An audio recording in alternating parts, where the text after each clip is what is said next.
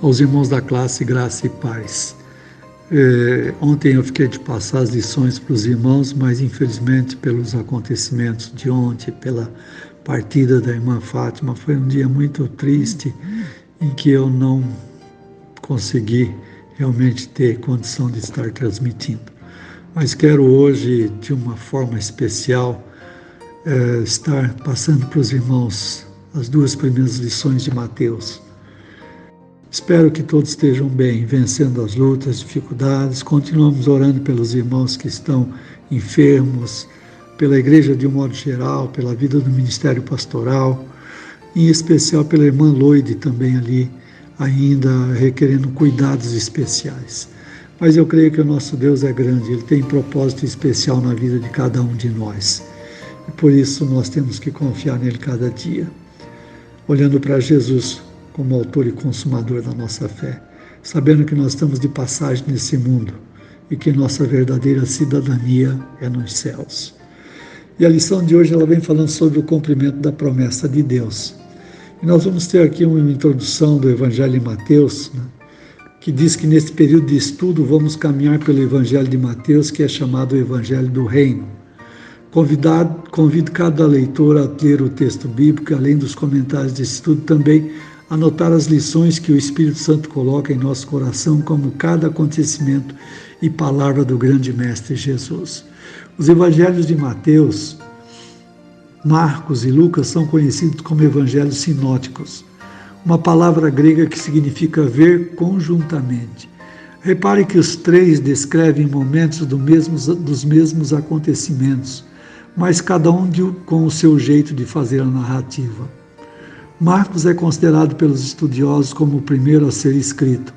Mateus era um publicano, coletor de impostos do povo hebreu durante a dominação romana e entendia bem de contas. Os publicanos tinham a fama de serem corruptos, cobrando muito das pessoas para ficarem com lucro.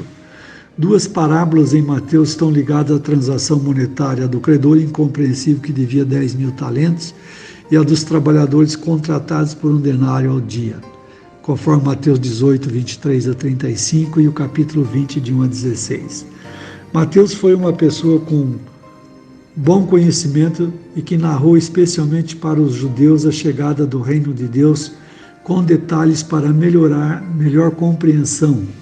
Começa com a genealogia, fato que era fundamental nessa cultura. Repare que Marcos e Lucas já iniciam diretamente com as narrativas dirigidas aos gentios. O Evangelho de Mateus ajudou a igreja iniciante e até hoje a defender suas crenças contra os ataques dos oponentes do paganismo. Sua forma de narrar os acontecimentos numa sequência clara e objetiva ajuda a compreensão de todo o plano de Deus para a humanidade. Mostra claramente que Jesus é o Messias e a profecia judaica narrada no Antigo Testamento foi cumprida. Jesus é apresentado como rei messiânico, filho do casal real de Davi, o leão da tribo de Judá. Marcos só refere uma vez ao termo filho de Davi, mas em Mateus aparece 12 vezes. A genealogia de Jesus está em Mateus no capítulo 1, verso do 1 ao 17. E é interessante um detalhe nessa genealogia, que ela traz ali 3 situações superdivididas, 3 sessões, de Abraão até Jesus. Os versículos de 2 a 6 vão de Abraão até o rei Davi. Dos versículos 6, dos capítulos 6 a 11, dos versículos 6 a 11 do capítulo 1, vai de Davi ao exílio de Babilônia. E os versículos de 12 a 16, da Babilônia a José, esposa de Maria, destacando então 14 gerações de cada vez. Esse número 14 talvez seja simbólico, pois o 7 para o judeu é o número perfeito e 2 vezes 7 para confirmar. Outros colocam o nome Davi, DWD, cujas letras tinham um valor numérico, assim, DWV é igual a 4 mais 6 mais 4, que é igual a 14. Então nós vemos que nesta genealogia aparecem 5 mulheres com situações peculiares. A primeira é Tamar, a injustiçada, Raabe, uma prostituta, Ruth, uma estrangeira, e a mulher de Urias, com quem Davi adulterou e nasceu Salomão. Finalmente Maria, segundo o Grito das Incluídas da autoria da editora Vida, e fala sobre essas 5 mulheres contextualizando. Aí o capítulo 1, do verso 18 até o capítulo 2, verso 18, o nascimento de Jesus. E a partir do versículo 18, a narrativa é sobre o nascimento de Jesus. Maria é a escolhida por Deus para ser mãe do Salvador. Então nós vemos os acontecimentos relacionados nesse relatos de como Maria ficou grávida, de como os acontecimentos se desenrolaram, como o seu noivo encarou a situação, viu, e como Deus orientou para que o menino nascesse de uma forma correta. E a narrativa da Bíblia, de Deus na Bíblia, mostra que por uma mulher veio o pecado ao mundo, Eva, e por uma mulher nasceu o Salvador, Maria. A primeira desobedeceu às ordens, a segunda aceitou o desafio. Outro fato importante para mim é a atitude de José. A reação dele como homem natural quis deixá-la sem difamá-la, mas um anjo lhe apareceu e comunica que Maria não errou, mas emprestou seu útero para gerar o Salvador do mundo. Não havia nada de errado com ela. E José se mostrou um homem digno e não tocou até que o menino nasceu. Daí o nascimento virginal de Jesus. Maria era virgem quando teve o menino. Já Adão culpa a mulher e Deus ao mesmo tempo quando diz: a mulher que tu me deste. Duas reações masculinas diferentes que precisam ser analisadas e consideradas. Um nega, o outro aceita e age segundo a orientação de Deus. O rei não nasceu num palácio, como nós já sabemos a história, mas numa manjedoura perto de animais. A cidade de Belém já tinha sido profetizada por Miqueias do capítulo 5, verso 2, e quando Herodes soube do nascimento de Jesus e que os magos iriam visitá-lo, tentou uma trama pedindo para que, quando voltasse, falasse com ele para dizer exatamente o endereço.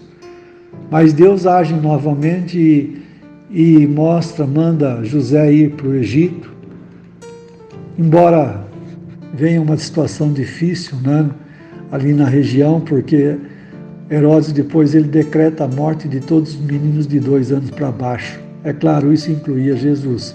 Seu plano arruinou muitas famílias que perderam seus bebês, mas Jesus foi salvo pela obediência de José, a orientação de Deus, que avisa em sonho para pegar sua esposa Maria, o bebê nascido, e fugir para o Egito. Assim o menino é salvo, pois José estava atento às orientações divinas. Ficaram lá até a morte de Herodes. E depois, no capítulo 2, verso 19 a 23, traça a volta da família para Nazaré. Quando Herodes morreu, e como não tinha internet para saber de imediato pelas mídias sociais que isso tinha acontecido, pois as notícias demoravam vários dias até chegar aos interessados, um anjo aparece a José em sonho e lhe dá a ordem para pegar sua família e voltar para Israel. E Deus usava muito os sonhos para falar com o seu povo. Era a internet de Deus direto com os seus filhos. José, sensível à voz em todos os momentos que Deus assim agia, obedecia e cumpria as ordens com muito cuidado. Dessa forma, foi um homem comprometido com o Senhor que cuidou de Maria, sua esposa, e de Jesus, o bebê que veio a ser o Salvador de todos nós. No entanto, quando soube que o governador Arquelau, conforme o verso 22, reinava na Judéia, José e a família foram para a região da Galiléia, Nazaré. É uma cidade que não foi mencionada no Antigo Testamento, pois era considerada pouco importante. Quando lemos João 1,46, que narra quando Felipe falou sobre Jesus de Nazaré, Natanael perguntou: pode vir alguma coisa boa de Nazaré? Disse-lhe Felipe: vem e vê. O preconceito com as pessoas da cidade de Nazaré era muito grande, era muito constante ali naquele tempo. Nós vemos que Determinadas cidades e regiões já existiam e continuam, infelizmente, até hoje, no contexto histórico da época, tendo essa discriminação. Nazaré era uma cidade em que as pessoas tinham vergonha de dizer que tinham nascido lá. Mesmo assim, Deus encaminha a família para esse local onde Jesus passa sua infância e adolescência. Mistérios de Deus, porque não os colocou em cidade grande com todo o conforto, assim teriam mais projeção na hora que começasse seu ministério. Foi para uma cidade desprezada. Com isso, não prejudicou o ministério de Jesus. Ele cumpriu a missão que tinha aqui no mundo, quanto humano. Então, aqui em conclusão, nós podemos tirar de tudo isso. O nome Jesus significa Salvador. Vem do hebraico Josué, que significa Jeová é salvação. Mas Jesus, o filho de Maria, chamava-se Jesus Cristo. O termo Cristo quer dizer ungido no hebraico e no grego Messias. Portanto, Jesus é um nome humano, mas Cristo é o Messias, o ungido de Deus. O rei nascido em Belém era um homem judeu, mas também filho de Deus, o rei dos reis e o senhor dos senhores. Que lugar você dá a esse rei em sua vida? Pergunto eu. Ou em que lugar nós damos a esse rei em nossa vida? Como vê a atitude de José como marido e pai? Como nós podemos tirar lições disso para a nossa vida pessoal? Como vê Maria como mulher e mãe do Salvador? São umas questões que nós precisamos avaliar dentro desse relato e nessa consideração, para que possamos tirar lições proveitosas para o nosso viver cada dia em relação ao nosso Mestre. Sabemos que muitos nós podemos melhorar, muitas coisas precisam ser ajustadas no nosso dia a dia de vida. E eu creio que quando nós nos colocamos debaixo das orientações de Deus, nós ainda iremos continuar falhando, mas ainda vamos continuar aprendendo mais e podemos buscar cada dia a santificação, sem a qual o escritor bíblico diz que não veremos ao Senhor. Que cada um de nós possa ter essa conscientização de que o nosso Deus é soberano e Ele nos sustenta e nos ajuda a vencer todas as nossas dificuldades quando nós olhamos para a Sua palavra, para os relatos ali, na vida de cada um daqueles que Deus usou conforme a Sua vontade. E que a graça e a misericórdia de Deus nos sustente cada dia do nosso viver, para que realmente possamos, como os seus servos do passado, também sermos servos fiéis nos dias de hoje. Essa foi uma consideração da primeira lição. Logo agora, em seguida, vamos considerar a segunda lição. Que os irmãos possam tirar proveito, reler o relato, ver ali as questões envolvidas, as gerações envolvidas, os períodos que foram considerados em cada uma das gerações, né? Foram 14 gerações de intervalo de uma para outra, e que cada uma delas traz os seus acontecimentos, a sua história e aquilo que desenvolveu como povo de Deus e como Deus tem agido nas nossas vidas até agora. É o que oramos em nome de Jesus. Amém. O capítulo 2, que ele vem trazendo aqui para nós sobre Jesus se prepara para o seu ministério, no capítulo 3 e 4 de Mateus, tendo como textuário o capítulo 4, verso 23. E traz algumas coisas interessantes também relacionadas com a introdução do estudo, não é? O primeiro ponto é que entre os capítulos 2 e 3 passaram-se mais ou menos 30 anos, pois foi o tempo que Jesus viveu em Nazaré, trabalhou como carpinteiro junto ao seu pai, cresceu, brincou, tornou-se adolescente, trabalhou até estar pronto para começar o ministério planejado e executado por Deus. E é um outro aspecto interessante, que eram passados 400 anos que a nação judaica não ouvia a voz de um profeta, e aparece João preparando o caminho para a chegada do rei. A ênfase da mensagem de João Batista era arrependimento. Arrepender é mudar a forma de pensar e agir. João desejava fruto próprio de arrependimento, conforme o capítulo 3, o verso 8. Muitos procuraram João arrependidos e querendo mudar a maneira de ser, mas líderes religiosos recusaram o desafio, pois se achavam muito bons. Aí João os chama de raça de víboras, capítulo 3, verso 7. Eram duas linhas de lideranças naqueles tempos, saduceus e fariseus, que disputavam o controle de Israel. mas apesar das divergências, se juntaram para se oporem a Jesus. É interessante notar que mesmo com divergências em vários assuntos, na hora de ir contra o rei Jesus que estava sendo apresentado por João Batista, os grupos se unem para contra-atacar. Se analisarmos a história, os dias em que vivemos, a prática continua, não é diferente. Mesmo sendo contra, quando os interesses pessoais estão acima, muda-se o discurso. Negociatas são feitas desde que tenham vantagens. Renuncia-se a princípios para atingir alvo desejado. O que é errado vira certo e vice-versa. O importante é unir, não para construir, mas para derrubar o outro. Quando acontece na sociedade, alegamos que as pessoas não têm o temor de Deus. Mas a minha pergunta e preocupação é, quando isso acontece dentro dos nossos arraiais evangélicos? Algo terrível, não é? Nós vemos isso hoje no nosso tempo, no nosso país, tantas situações de pessoas se juntando para tentar mudar as situações, não pensando no melhor do povo, não pensando em ajudar o povo, mas olhando para os seus próprios umbigos. Mas isso também tem acontecido dentro das nossas próprias igrejas. Pessoas se levantando contra ministérios pastorais, pessoas querendo tirar proveito. Realmente isso é algo que nos entristece muito nos dias de hoje. Vida cristã, vida com Jesus, deve ser uma vida de abraço, de aconchego, de nos aproximar um do outro, de podermos reconhecer que dependemos um do outro, não de relacionamento quebrados, não de egos querendo ser superiores, orgulhosos, mas sermos humildes de coração. Então, nesse capítulo 3 e 4, nós vemos a pregação de João Batista e o batismo de Jesus no capítulo 3.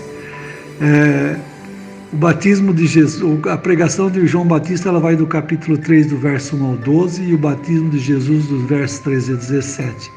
No versículo 2, Mateus usa a expressão reino dos céus. Por que ele usa reino dos céus? Substituindo a palavra Deus. Porque estar escrevendo para os judeus que como referência não escreviam o nome de Deus por ser sagrado, então usavam a expressão céu. Mas o significado era o mesmo. A aparição de João Batista no deserto da Judéia, anunciando a chegada do rei, vem comprovar a profecia de Isaías 43 e o Novo Testamento cumprindo as profecias do Antigo. Quando Jesus chega para ser batizado, João reage de uma forma que qualquer um de nós faríamos. Se estou anunciando que o rei está chegando, quem sou eu para batizá-lo? Eu que tenho que ser batizado por ele. Uma reação natural, mas Jesus não se intimida e pede a João que deixe a justiça se cumprir, o verso 15. O batismo aqui era com água para o arrependimento, uma confissão de pecados. No entanto, era uma preparação para o batismo maior que o Espírito Santo, que acontecerá no livro de Atos, capítulo 2, versos de 1 a 13. A história divina sendo cumprida passo a passo, sem atropelamentos, mas com discernimento e no momento próprio. É Deus quem dirige a história. Quando Jesus sai da água, batizado por João Batista, uma confirmação divina se manifesta em forma de uma pomba anunciando: este é o meu filho amado, de quem me agrado, verso 17, no capítulo 3. Deus confirmando o seu filho como vindo ao mundo para salvar todos que nele creem. Foi uma comunicação verbal e visível para ninguém duvidar. Até então Jesus era um desconhecido, um simples ajudante de carpintaria na cidade de Nazaré. Agora ele é mostrado ao mundo com uma missão definida. É Deus, o Pai, apresentando oficialmente Jesus, o Filho, ao vivo. E o capítulo 4 ele começa então com a tentação de Jesus. Após o batismo, nós conhecemos a história. Jesus é levado para o deserto durante 40 dias para ser testado. Mas a pergunta que surge: Jesus precisava disso? Precisava ser testado? A resposta é claro que não. Mas Deus permitiu para mostrar a nós que as tentações são realidades em nossa vida, mas é preciso estar seguro no Senhor para vencer cada contra-ataque. Comparando a tentação de Jesus e de Adão, este tinha tudo à mão, nada lhe faltava e mesmo assim cedeu à provocação do inimigo. Mas Jesus estava com fome. E o inimigo astuto provocou Jesus como que diz: você não é Deus? Então pega essas pedras e transforma em pães, você tem poder e capacidade para isso. E mata sua fome. Claro que Jesus poderia ter feito isso, mas estaria cedendo à provocação e responde que se assim fizesse, estaria colocando suas necessidades físicas acima das espirituais. Uma lição para nós. Quantas vezes nós cedemos às tentações e esquecemos que precisamos nos alimentar da palavra para vencer cada etapa? Jesus cita nesse diálogo Deuteronômio 8:3. Nem só de pão vive o homem, mas de cada pronunciação procedente da boca do Senhor. Não se dando por vencido, o inimigo ataca a segunda vez do lugar mais alto do templo. E ainda cita o Salmo 91, 11 e 12. Só que o provocador emitiu a expressão em todos os teus caminhos. Confira você mesmo, a proteção de Deus é para quem está sempre andando nos seus caminhos. E ainda Jesus cita Deuteronômio 6,16. Não coloqueis à prova o Senhor vosso Deus como fizeste em Massá. A história mostra que durante o tempo do deserto alguns fizeram isso e pagaram um preço alto. Quantas vezes colocamos Deus à prova por não obedecermos às regras claras para a nossa saúde? Um exemplo simples, um diabético que não toma insulina e diz que Jesus cuidará dele, e enquanto isso aproveita dos doces proibidos e às vezes escondido para provocar o Senhor. Precisamos ter cautela e bom senso. Deus cura, Deus protege, mas temos a nossa parte nessa parceria. A terceira tentativa de derrubar Jesus foi desafiá-lo a se prostrar diante do inimigo, e assim receberia todos os reinos do mundo.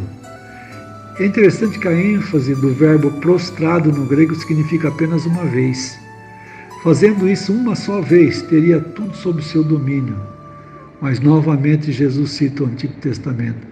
Temerás o Senhor teu Deus e a Ele prestará culto e jurarás pelo seu nome. Deuteronômio 6,13. Quantas pessoas em nossos dias se dobram diante de ofertas de suborno, de corrupção, para terem projeção na sociedade, para terem riquezas e vantagens, mas se esquecem que as facilidades levam à perdição. Jesus não cedeu às artimanhas, muito bem planejadas pelo inimigo, usando muito a questão do poder sobre tudo. É um exemplo que o grande mestre nos deixa. Depois de vencer as tentações, Jesus estava pronto para começar o seu ministério, pois viveu na pele o que todos nós enfrentamos no dia a dia. Mas Ele, que é o nosso modelo, venceu e com Ele também somos vencedores, desde que na total dependência da sua vontade e direção.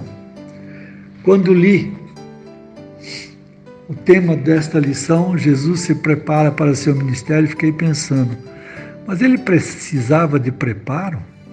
É uma outra situação, uma outra questão, né? Se a palavra de Deus assim coloca, é para nos mostrar que cargos de liderança precisam de preparo. Jesus nos dá exemplos. Líderes cristãos são os mais atacados pelo inimigo, pois derrubando-os, muitos seguidores se desinteressam das verdades do Evangelho. Liderança cristã é serviço e o que chamamos de líderes.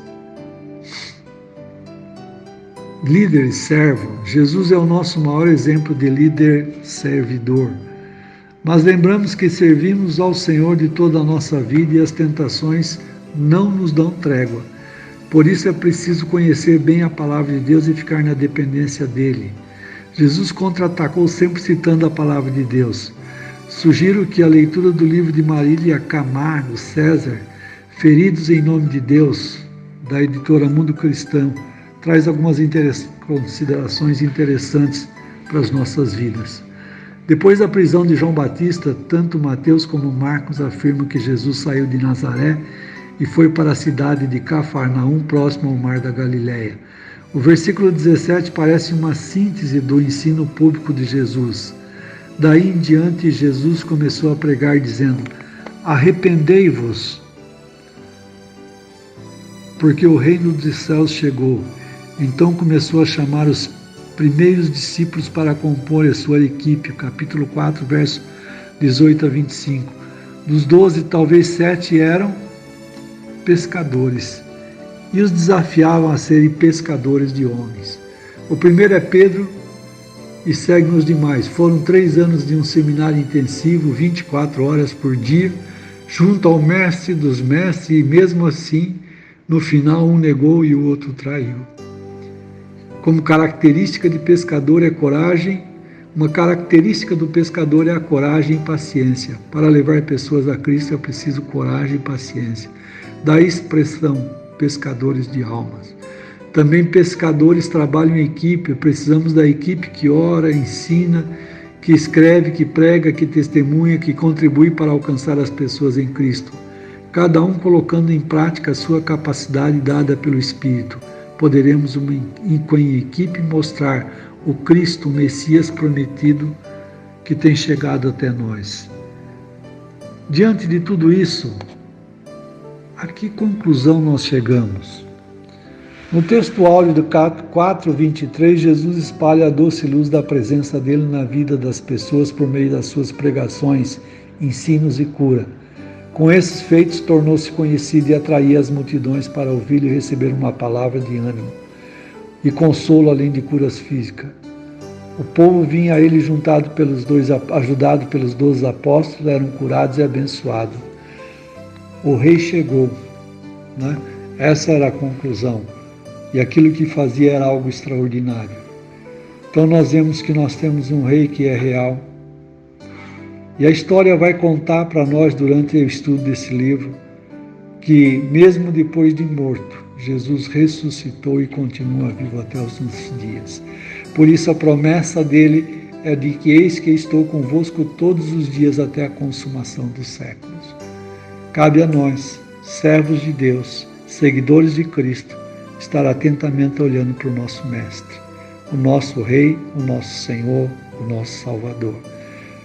Se assim nós permanecermos e buscarmos considerar os exemplos contidos na Palavra de Deus, com certeza nós cresceremos na graça e na misericórdia do Senhor.